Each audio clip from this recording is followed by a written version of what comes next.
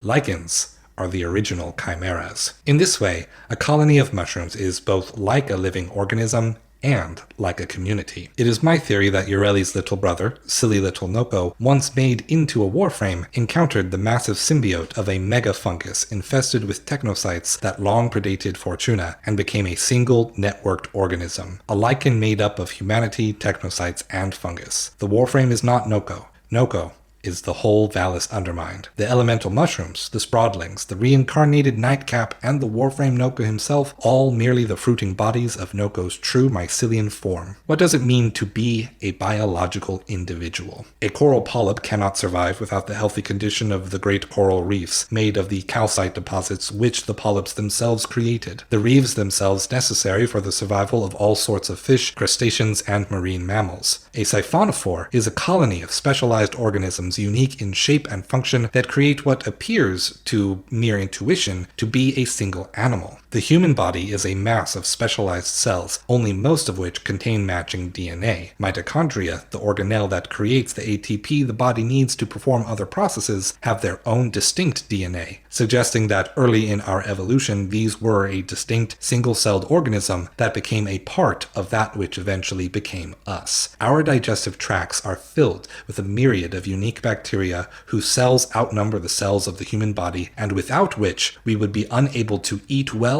nor avoid many illnesses. The concept is called holobiosis, the process of a spectrum of different organisms evolving together, becoming dependent upon each other, promoting their mutual well-being. To think deeply on the question of biological individualism reveals that an individual is always an ecosystem, that the freedom to live is something grown through the bonds we forge with others. You know, it takes a certain kind of person to become infatuated with mushrooms, to look at something that is often strange, small, ugly, pungent, and foul, and see within it the potential of life itself to become anything and everything it needs to survive. A fungus, though once thought of as a plant, are more divergent from the evolution of plants than even animals like you and I. We are in the uniquely privileged position to be able to gaze at a mushroom cap and realize that we are quite literally only seeing the tip of the iceberg, that below the surface is a vast network of possibilities, connections, and relationships that create an ecosystem. Life of any kind, humans included, means to be one small part of an infinitely complex organism. To be a mycologist, whether you're a scientist in a lab, a forager on a hike, or a chef in the kitchen, is to have a direct experience